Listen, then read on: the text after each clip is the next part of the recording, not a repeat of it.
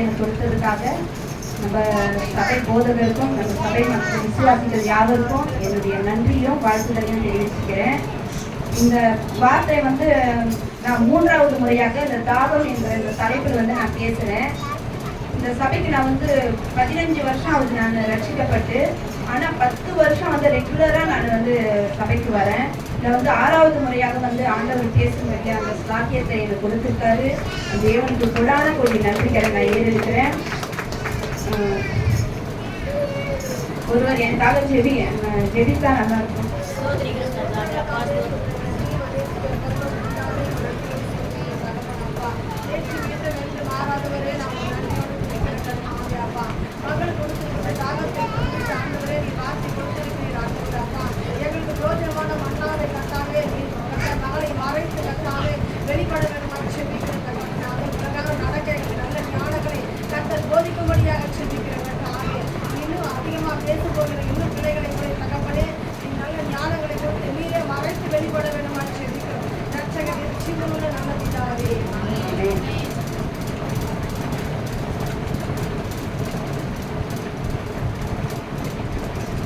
இந்த யோவான் 19ஆம் அதிகாரம் 28ஆம் வசனம். அதன் பின்பு எல்லாம் முடிந்தது என்று இயேசு அறிந்து வேத வாக்கியம் நிறைவேறத்தக்கதாய் தாகமாய் இருக்கிறேன் என்றார். ஆமாம், அதன் பின்பு எல்லாம் முடிந்தது என்று அவர் வந்து எல்லாம் முடிச்சிட்டாரு. பிதா என்ன பண்ணாரு? அவருடைய அன்பு மகனை வந்து இந்த பூமியில இந்த ஜனங்களுடைய பாவங்களுக்காக, இந்த உலகத்துடைய எல்லா பாவத்துக்காகவும் அவரு அனுப்பிச்சாரு. 33 வருஷம் வந்து பிதாவின் சித்தத்தின்படி அவர் எல்லா வேலைகளையும் ஆண்டவர் செஞ்சாரு. இயேசு செஞ்சுட்டு கடைசியில் அவரு சிலுவையில் அறைய போறோம் என்ற அந்த கெத்செமனே தோட்டத்துல வந்து அந்த இரவு வந்து அவர் செபித்து அவருடைய வேர்வை வந்து ரத்தமாக வெளிப்பட்டது என்று நம்ம வேதத்துல பார்க்கிறோம். ஆமா, அப்பவே அவர் செஞ்சுட்டு எல்லாம் முடிஞ்சிச்சு, நம்மள சிலுவையில அறைய போறாங்கன்னு சொல்லிட்டு எல்லாம் முடிந்தது என்று இந்த வார்த்தையை வந்து சிலுவையில அவர் வந்து சொல்றாரு. எல்லாம் முடிந்தது என்று பிதா சொன்ன எல்லாவற்றையும் அவர் செய்து முடிச்சுட்டாரு. ஆனாலும் ஆண்டவர் தாகமா இருக்கிறார். என்ன தாகம் இருந்தது அவருக்கு? தாகம்னா வாஞ்சை, குறைவு, இல்லாமை, அப்புறம் வேண்டுதல், இது எல்லாமே அர்த்தம் சொல்லலாம். அவருக்கு வந்து இது எல்லாமே இருந்தது. வாஞ்சை, குறைவு இருந்தது, பிதாவின் இடத்தில் வேண்டுதல் இருந்தது, இல்லாமை இருந்தது. அவருக்கு என்ன இருந்ததுன்னா ஆத்தும குறைவு இருந்தது, ஆத்துமாவுக்காக வேண்டுதல் இருந்தது. ஐயோ, எல்லா பாவங்களுக்காக நம்ம சிலுவையில அடைஞ்சிட்டோம். ஆனாலும் நம்ம ஜனங்கள் வந்து இன்னும் ஒரு அநேக ஆத்துமாக்கள் ரட்சிக்கப்படாமலே இருக்கிறாங்கன்னு சொல்லிட்டு ஒரு தாகம் ஆண்டவருக்கு இருந்தது.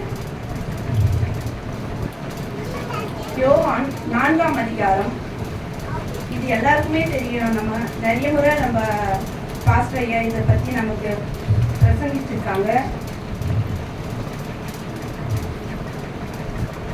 யோவான் 4ஆம் அதிகாரம் 8வது வசனம். அப்போது சமரியா நாட்டாளாகிய ஒரு ஸ்திரீ தண்ணீர் கொள்ள வந்தாள். இயேசு அவரை நோக்கி தாகத்துக்கு தா என்றார். இந்த இது வந்து இது நமக்கு எல்லாருக்குமே தெரியும். சமாரியா நாட்டாளாக ஒரு ஸ்திரீ வந்து யாக்கோபின் கிணறு அங்க இருக்குது. அந்த இடத்துல வந்து ஒரு மத்திய வேலை, இந்த வசனம் எல்லாம் படிச்சு பார்த்தோம்னா அந்த வழியா வந்து இயேசு வருவார்.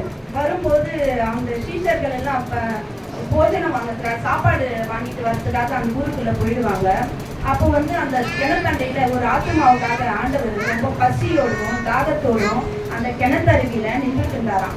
அந்த சமாரிய ஸ்திரீ வரும்போது அவங்க கிட்ட கேட்கறாங்க, ஆண்டவர் கேட்கிறாரு, தாகத்துக்கு தான்னு கேட்டாரு. அவங்க என்ன சொல்றாங்க? நீ யூதனா இருக்க, என்கிட்ட தாகத்துக்கு தான் கேட்கிறீங்க. யூதர்கள் வந்து சமாரியர்கிட்ட சம்பந்தம் கடவாட மாட்டாங்க. ஏன்னா சமாரிய தேசம் முழுவதும் ஒரு பாவமான தேசமா. இந்த யோவான் 4ஆம் அதிகாரத்துல வாசிக்கும் போது அந்த ரொம்ப பாவமான தேசம், பாகாலின் கோட்டை வந்து அங்க இருந்ததாம். அந்த ஜனங்க வந்து ஒரு பரிசுத்தம் இல்லாத வாழ்ந்து வந்த ஒரு ஜனங்க. அங்கிருந்து தான் அந்த ஸ்திரீ வராங்க.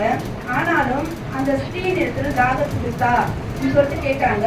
இயேசுவும் அந்த ஸ்திரீயை வந்து ரொம்ப நேரம் வந்து அந்த இடத்துல பேசிக்கொள்றாங்க. அப்போ பேசி அவரை பத்தி, நீர் கொடுக்க அந்த தண்ணியை குடிச்சாலும் மறுபடியும் தாகம் இருக்கும், இந்த கிணத்து தண்ணியை குடிச்சாலும் மறுபடியும் தாகம் வரும். ஆனா நான் கொடுக்கிற இந்த தண்ணியில நீ குடிச்சா ஒரு தாகம் மறுபடியும் ஏற்படாதுன்னு சொல்றாரு.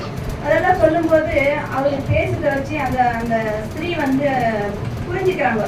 இவர் வந்து மேசியா வருவாரு, மேசியான்னு ஒருத்தர் இருக்காரு அப்படின்ட்டு சொல்லுவாங்களே, அப்போ நீங்க மேசியாவான்னு சொல்லி கேட்கறாரு. அவங்க புரிஞ்சுக்கிறாங்க. புரிஞ்சுக்கிட்டு அந்த ஸ்திரீ என்ன பண்றாங்கன்னா, அந்த ஊருக்குள்ள போயிட்டு எல்லாரும் அநேகர்கிட்ட, ஆனா அந்த ஸ்திரீ வந்து அவங்க அவ்வளோ நல்ல பெண்ணெல்லாம் கிடையாது, அவங்க ஒரு பாவியான ஸ்திரீன்னு தான் இந்த வசனத்துல சொல்லப்பட்டிருக்கு. ஆனாலும் அவங்க பாவி, ஐயோ நம்ம ரட்சிக்கப்பட்ட நம்ம பாவியா இருந்தோம், இயேசுவை பார்த்துட்டோம், நம்ம இயேசுவை பார்க்கறது எவ்வளோ பெரிய மகிமை, அது ஒரு பெரிய மகிமை. அந்த மகிமை வந்து அவளுக்கு கிடைச்சிருச்சு. ஐயோ நம்ம கிடைச்சிருச்சேன்னு சொல்லிட்டு அவ அப்படியே விட்டுடாம அந்த ஊருக்குள்ள போய் எல்லா ஜனங்ககிட்டையும் என்னை பற்றி எல்லாமே ஒருவர் சொல்றாரு, அவர் மேசியா தானே வந்து பாருங்கன்ட்டு எல்லாரையும் கூட்டிட்டு வராங்க. கூட்டிட்டு வந்து இயேசுவை பற்றி அந்த சாட்சி சொல்லும் போது யோவான் 39ஆம் அதிகாரம் 4ஆம் அதிகாரம் 39ஆம் வசனம். நான் செய்த எல்லாவற்றையும் எனக்கு சொன்னார் என்று சாட்சி சொன்ன அந்த ஸ்திரீயினுடைய சாட்சியின் நிமித்தம் அந்த ஊரில் உள்ள சமாரியர் அநேகர் அவர் மேல் விசுவாசம் உள்ளவர்கள் ஆனார்கள். அந்த பெண்ணு போயிட்டு இயேசுவை பற்றி சொன்னோடனே அந்த ஊர்ல நிறைய பேர் ரட்சிக்கப்பட்டுட்டாங்க. அது மட்டும் இல்ல, அந்த சமாரிய தேசம் முழுவதும் அப்போஸ்தலர் 8ஆம் அதிகாரத்துல போடப்பட்டிருக்கு. பிலிப்பு போயிட்டு அந்த சமாரிய தேசத்துல அப்படி ஒரு பாவத்துல வாழ்ந்திருந்த அந்த சமாரிய தேசத்துல அநேகருக்கு ஞானஸ்தானம் கொடுத்தாரு, அநேகர் அபிஷேகம் பெற்றாங்க. அங்க ஒரு பெரிய சந்தோஷம் உண்டாயிடுச்சுன்னு சொல்லிட்டு அப்போஸ்தலர் 8ஆம் அதிகாரத்துல கூட போடப்பட்டிருக்கு. அவர் வந்து ஆண்டவர் வந்து ஒரு நல்ல அந்த ஊர்லயே பெரிய தலைவரையோ ஒரு இதுவான ஆட்களையோ அவர் போய் பார்க்கல, ஒரு பாவியான ஒரு ஸ்திரீயை தான் அவர் பார்த்தாரு. அந்த ஸ்திரீயின் நிமித்தம் அநேகர் அங்க வந்து ரட்சிக்கப்பட்டிருக்காங்க. அந்த ஸ்திரீ அந்த ஒரு பெண் அவருடைய தாகத்தை தணிக்க அந்த பாவியான ஸ்திரீயை தான் ஆண்டவர் தெரிந்து கொண்டாரு. அந்த ரட்சிக்கப்பட்டு அதுக்கப்புறம் அந்த இடத்துல ஒரு மிகுந்த சந்தோஷம் உண்டாயிடுச்சுன்னு சொல்லிட்டு இந்த வேதத்தை நம்ம பார்க்கிறோம். நாமளும் ரட்சிக்கப்பட்டிருக்கோம், நமக்கு அந்த ஆத்தும தாகம் கண்டிப்பா தேவை. நமக்காக தான் ஆண்டவர் வந்து இவ்வளவு பாடுகள் பட்டுறாரு. இப்போ சொன்னா முழுமையா ஒரு மனுஷனா தான் வாழ்ந்தாரு. அவர் வந்து ஆதியாகமம் 1ஆம் அதிகாரம்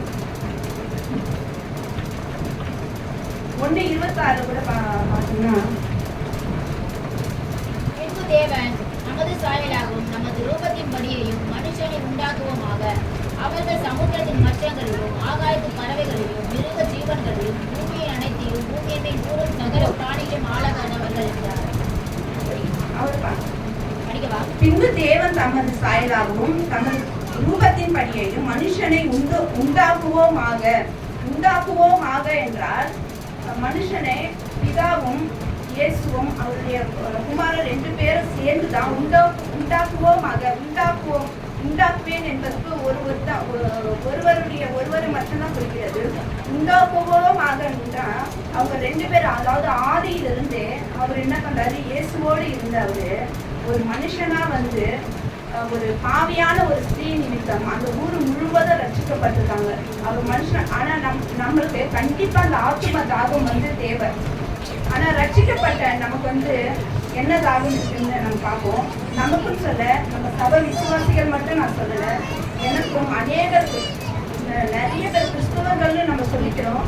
ஆனாலுமே வந்து நமக்கு இதுக்கு முக்கியத்துவம் கொடுக்குறோமான்னா நான் திருக்குறளா சொல்லுவேன். என்னாகமம் 20ஆம் அதிகாரம் 1-2. சபையார் எல்லாரும் 1ஆம் மாதத்தில் கீழ் மனாந்தரத்திலே சேர்ந்து ஜனங்கள் காதேசில் தகிர்க்கையில் மிரியாம் மரணமடைந்து அங்கே அடக்கம் பண்ணப்பட்டார். ஜனங்களுக்கு தண்ணீர் இல்லாதிருந்தது. அப்பொழுது அவர்கள் மோசேக்கும் ஆரோனுக்கும் விரோதமாக கூட்டம் கூடினார்கள். இந்த இஸ்ரவேல் புத்திரர் வந்து நமக்கு தெரியும். அந்த இஸ்ரவேலரை வந்து எகிப்தின் அடிமைத்தனத்திலிருந்து ஆண்டவர் கொண்டு வந்தாரு. மோசே ஆரோன் மூலியமா வந்து கொண்டு வந்தாரு. நிறைய அற்புதங்கள்லாம் அவங்க பார்த்தாங்க. செங்கடலையே பிளக்க செய்யறாரு.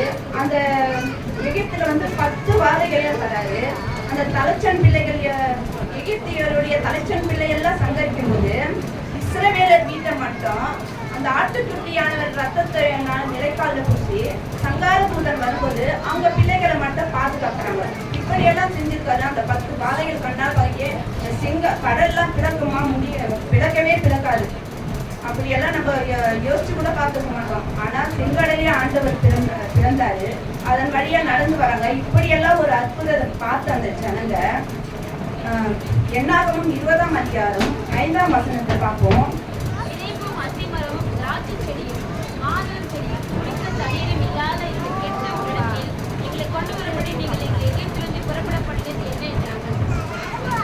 ஆனா அந்த ஜனங்களுக்கு என்னதாகன்னா, விதைப்பும் அத்தி மரமும் திராட்சை செடியும் மாதுளம் செடியும் குடிக்க தண்ணீர் கூட இங்க இல்ல, நாங்க எங்க சகோதரர்களோடவே நாங்க அந்த வழியிலேயே செத்து போயிடுவோம், இங்களை எங்களை கொண்டு வந்து இப்படிலாம் பண்றீங்களேன்னு சொல்லிட்டு அந்த ஆண்டவர் அழைக்கப்பட்ட அந்த ஜனங்க இப்படி ஒரு தாகம் தான் அவங்களுக்கு. நமக்கு எனக்கு கூட இருந்தது. முன்னாடி எங்க அப்பா அம்மாலாம் இருக்கும்போது நாங்க சொந்த வீட்டுல வாழ்ந்தோம். எங்க அப்பாவுடைய ஊர்ல வந்து எங்க அப்பாவுக்கு நலங்கள்லாம் இருந்தது. இதெல்லாம் நான் ரொம்ப நாள் மன அழுத்தத்துக்குள்ள இருந்தேன். நான் இதெல்லாம் இருந்தது. நமக்கு வீடு இருந்தது, நலங்கள்லாம் இருந்தது, இப்படிலாம் இருந்தது. ஆனா வந்து எல்லாத்தையும் சொந்தக்காரங்களாம் ஏமாத்திக்க நமக்கு வாங்கிட்டாங்களேன்னு சொல்லிட்டு. ஆனா நிறைய ரட்சிக்கப்பட்டவங்களுக்கு கூட நிறைய என்ன தெரியுமா இருக்கு, ஐயோ நமக்கு இது வேணுமே அது வேணுமேன்ற தாகம் தான் இருக்கிறத முக்கியத்துவம். நான் இந்த சொல்றேன், முக்கியமா வந்து நமக்கு தேவையான தாகத்தை மட்டும்தான் நம்ம பார்ப்போம். ஆனா நம்ம ரட்சிக்கப்பட்டு இருக்கிறது அநேக இடத்துல வந்து இப்போ ஒரு சமாதானமே இல்லை, போர்லாம் நடக்குது, நிறைய இடத்துல செபிக்க முடியாம இருக்கு, நிறைய சபைக்கு போக முடியாம இருக்கு. ஏன் ஆண்டவர் பிறந்த அந்த இஸ்ரேல் நாட்டிலேயே இன்னைக்கு நிறைய சபைகள் வந்து எங்க கூட்டு விழுந்துருமோ அப்படின்ட்டு நிறைய ஆத்துமாக்கள் வந்து சபைக்கு போகாம இருக்காங்க. ஆனா வந்து இந்த ஜனங்க இப்படி ஒரு அற்புதத்தெல்லாம் பார்த்து இந்த ஜனங்க என்ன பண்றாங்கன்னா, அந்த இடத்துல மோசேயும் ஆரோனையும் அவங்களை வழி நடத்தி வந்த ஆண்டவரால் அனுப்பப்பட்ட அந்த தாசர்களை ரொம்ப முன்னிறுக்கிறாங்க, கஷ்டப்படுத்துறாங்க. நான் ஒரு சாட்சியை சொல்லிக்க விரும்புறேன். நாங்க கோட்ரஸ்ல இருக்கும்போது இங்க சபைக்கு வர முடியாது. என் மாமனார் ரொம்ப ஒரு வியாதியின் படுக்கையில இருந்ததுனால எங்களுக்கு தூரம் வர முடியாது. ஆனா இந்த கோட்ரஸ்ல உள்ள அந்த சபைக்கு நான் போவேன். அங்க ஒரு சகோதரிக்கு வந்து நல்ல ஒரு ஊழியத்தை வந்து அந்த பாஸ்டர் கொடுத்துருந்தாங்க, ஒரு சண்டே கிளாஸ் ஊழியம். அவங்க அந்த சண்டே கிளாஸ் ஊழியத்தை வந்து செய்வாங்க. நிறைய அந்த கடைசி நாள் அந்த பிபிஎஸ் முடிஞ்சு ப்ரைஸ் எல்லாம் கொடுக்கும்போது நிறைய பிள்ளைங்களுக்கெல்லாம் கொடுத்தாரு. ஒன்று மட்டும் காணாமல் போயிடுச்சு. ஆனால் அந்த டீச்சராக இருந்தாங்க இல்லைங்களா, அந்த சகோதரி ரொம்ப ரட்சிக்கப்பட்ட ஒரு சகோதரி. அந்த குழந்தைக்கு வந்து அவரால் கொடுக்க முடியல. நான் அப்புறமா கொடுத்தேம்மா அப்படின்னு சொல்லிட்டு அவர் சொன்னாரா சொல்லலைன்னு சொன்னாங்க அவங்க. ஆனாலும் அவங்க புரிந்து கொண்டு இருக்கலாம், நமக்கு வந்து கொடுப்பாரு, எல்லாரும் கொடுத்தது மறந்து இருப்பாரு, நம்ம பாஸ்டர் தானே அப்படின்னு அவங்க புரிந்து கொண்டிருக்கலாம். ஆனா அவங்க என்ன பண்ணாங்கன்னா, பாஸ்டர் கிட்ட சண்டை போட ஆரம்பிச்சுட்டாங்க.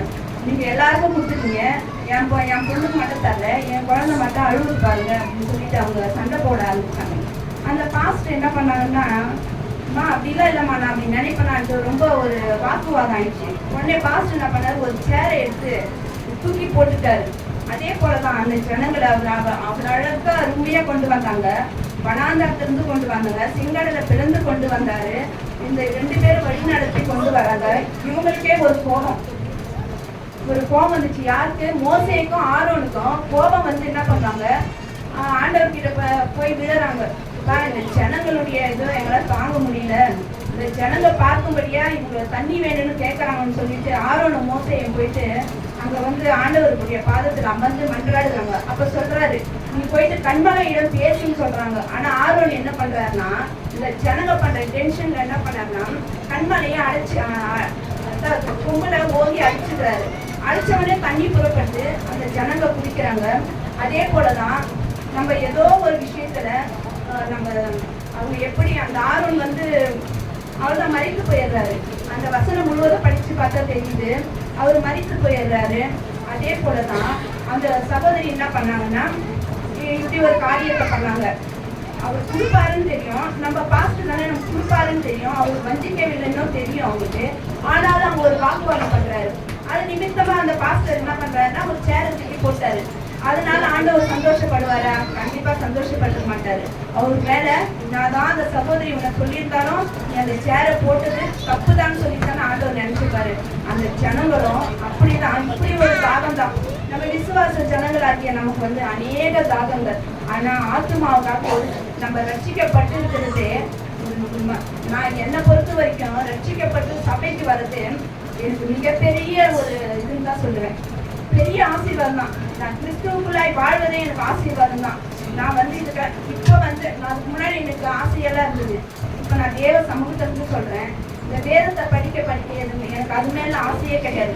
நான் ஜெபிக்க மட்டும்தான் செய்யறேன். ஏன்னா வசனம் சொல்லியிருக்காரு ஆண்டவரு, என்ன சொல்லியிருக்காரு, நீங்க முதலாவது தேவனுடைய ராஜ்யத்தை அவருடைய நீதியை தேடுங்கள், மற்றதெல்லாம் உங்களுக்கு கூட கொடுக்கப்படும் சொல்லியிருக்காரு. அதனால இப்ப நான் ஜெபிக்கிறேன். நான் வந்து நான் வந்து நல்ல பொண்ணு அப்படின்லாம் சொல்ல, நானும் குறை பேசியிருக்கேன், நானும் எல்லாமே பண்ணியிருக்கேன். ஆனால் இந்த வேதத்தை எடுத்து படிக்க எனக்குள்ள வந்த ஒரு வெளிச்சம் கூட சொல்லலாம். அதை தான் வந்து உங்ககிட்ட நான் பகிர்ந்துக்கிறேன். ஆனால் நீ ரொம்ப பரிசுத்தமான நினைக்காதீங்க, எனக்குள்ள வந்த ஒரு சாட்சியை உங்ககிட்ட நான் பகிர்ந்துக்கிறேன். அதனால நம்ம ரட்சிக்கப்பட்டு இருக்கிறதே மிகப்பெரிய மேன்மை தான். நம்ம வந்து அதுக்காக வேற எந்த தாகமும் தேவையில்லை. நம்மளால் முடிந்த வரைக்கும் நம்ம ரட்சிக்கப்பட்டதை அடுத்தவங்களுக்கு சொல்லி ஏதாவது ஒரு ஆத்மாவை நம்ம சபைக்கு கூட்டு வரணும். நம்ம அந்த வாஞ்சையோடு ஜெபிக்கணும், வேதத்தை வாசிக்கணும். வாஞ்சையோட அநேகருக்கு நம்ம கிறிஸ்துவுக்குள்ள உண்மையா இருக்கணும், ஒரு சாட்சியா வாழ்ந்தாவே அதுதான் நம்ம ஆண்டவருக்கு செய்கிற மிகப்பெரிய ஒரு தாகத்தை கணிக்கிறதுக்கு நம்ம செய்கிற ஒரு தியாகம் கிடையாது. நம்ம செய்கிற இவ்வளவு பாடுகளை சகிக்க அந்த ஆண்டவருக்கு நம்ம காட்டுகிற ஒரு நன்றியாக இருக்கும்னு நான் நினைக்கிறேன். இன்னொரு ஒரு தாகத்தை உங்ககிட்ட நான் பேசுறேன். ரட்சிக்கப்படாத பெண்ணு ரட்சிக்கப்பட்டு அநேக ஆத்துமாக்களை கொண்டு வந்தாங்க. ரட்சிக்கப்பட்ட ஜனங்கள், தேவனுடைய அற்புதத்தை கண்ட ஜனங்கள் இருக்கிற இந்த மாதிரி உலகத்துக்குரிய தாகங்கள், இந்த தாகம் வேண்டாம். நம்ம ஆத்துமாவுக்காக, நம்ம சபைக்காக, தேசத்துக்காக நம்ம தாகமாக இருக்கும். மூன்றாவது ஒரு தாகம்,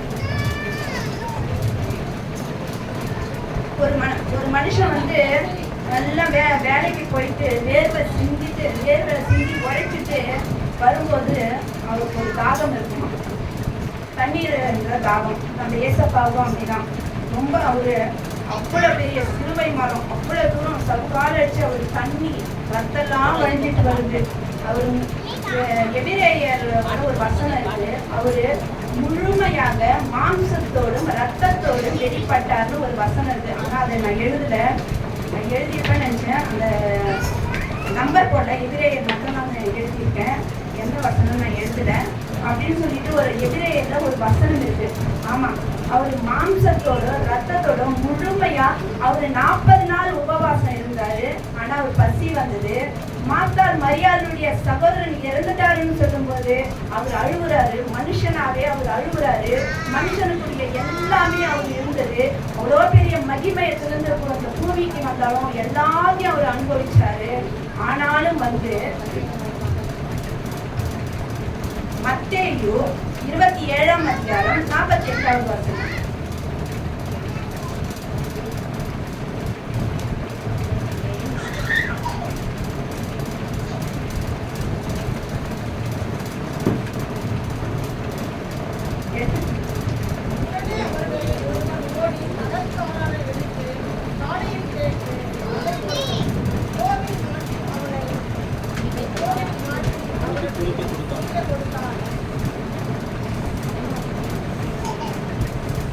மத்தேயு 15:23. மத்தேயு 15:23.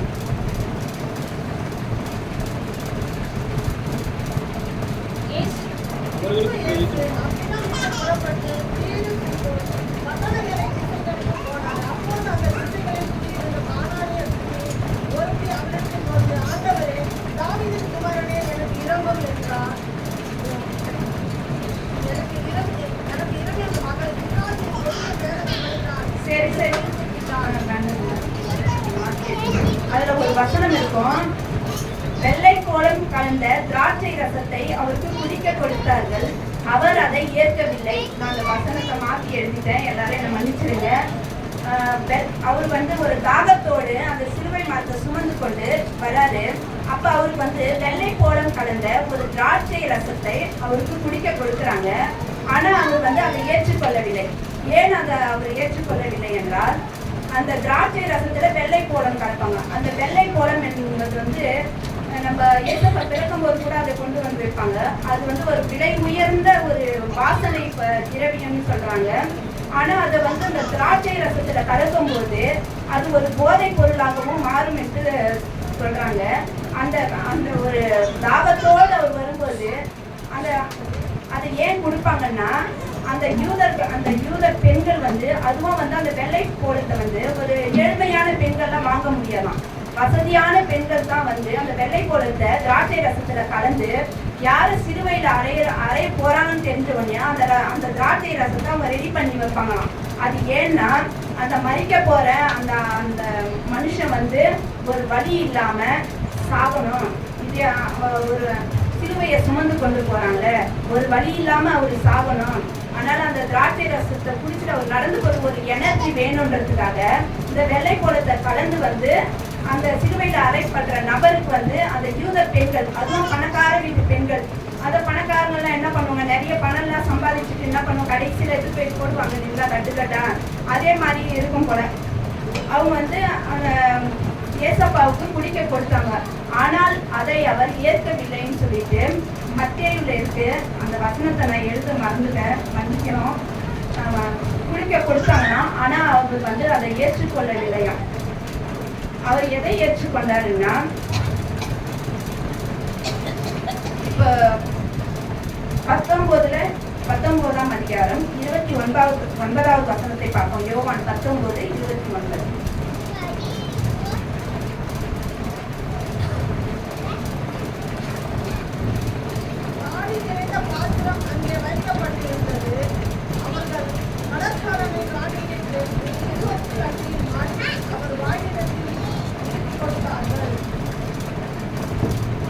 அவர் வந்து அதை வாங்கினாருன்னு கூட அடுத்த வசனத்துல இருக்கும்.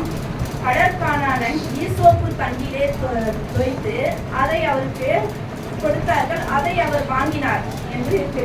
அந்த ஈசோப்புன்னா அது வந்து ஒரு அன்னைக்கு கூட பாஸ்டர் போன வாரம் கூட சொன்னாருங்க இல்லைங்களா.